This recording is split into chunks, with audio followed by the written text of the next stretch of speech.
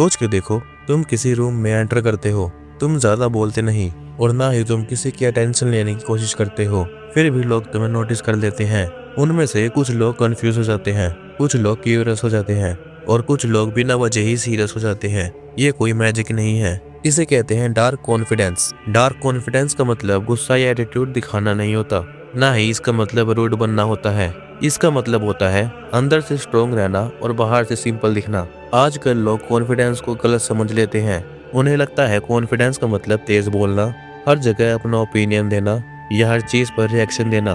पर असली कॉन्फिडेंस का मतलब शोर करना नहीं होता। असली कॉन्फिडेंस का मतलब होता है शांत रहना। जो लोग सच में कॉन्फिडेंट होते हैं वो हर बात को प्रूव करने में नहीं लग जाते। वो किसी से कम्पीट नहीं करते और ना ही किसी को नीचा दिखाने की कोशिश करते हैं। डार्क कॉन्फिडेंस तब आता है जब तुम लाइफ में अकेला फील कर चुके होते हो, जब तुमने इग्नोर या फेल होना महसूस किया होता है।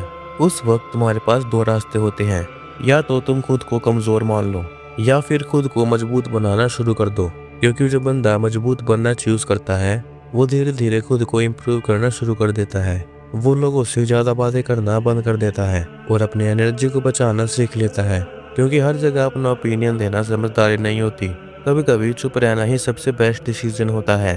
डार्क कॉन्फिडेंस का एक रूल होता है, सिर्फ तब बोलो जब जरूरत हो, बाकी के टाइम सुनो, देखो और समझो। क्योंकि जब तुम लोगों को ऑब्जर्व करते हो तब तुम उन्हें समझने लगते हो, और जब तुम लोगों को समझने लगते हो तब तुम उनके कंट्रोल में नहीं रहते। बहुत से लोग अपने पावर को खुद ही खत्म कर देते हैं। किसी ने कुछ कहा तो तुम तुरंत रिएक्ट करने लग जाते हो, या फिर किसी ने इग्नोर कर दिया तो तुम्हारा मूड खराब हो जाता है। ये सब चीजें तुम्हें कमजोर दिखाती हैं।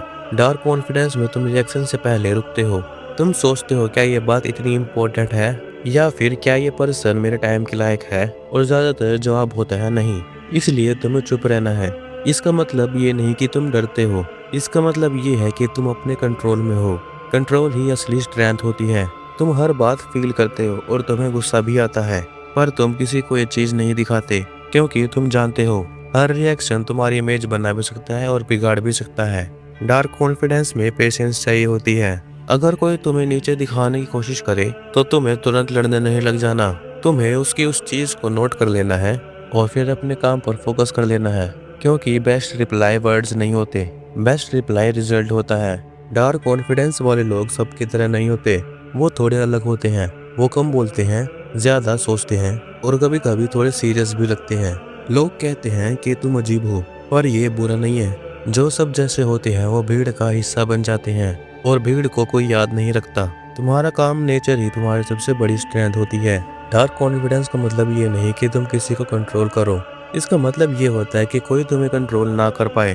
तुम्हें अटेंशन या वैलिडेशन के पीछे नहीं भागना, और ना ही किसी की हाँ या ना पर डिपेंड रहना है। तुम्हें अपनी वैल्यू खुद डिसाइड करनी है, और जब तुम खुद को वैल्यू देने लगते हो तो फिर दुनिया भी तुम्हें वैल्यू देने लगती है। डार्क कॉन्फिडेंस कोई शो नहीं है, ये एक फील है।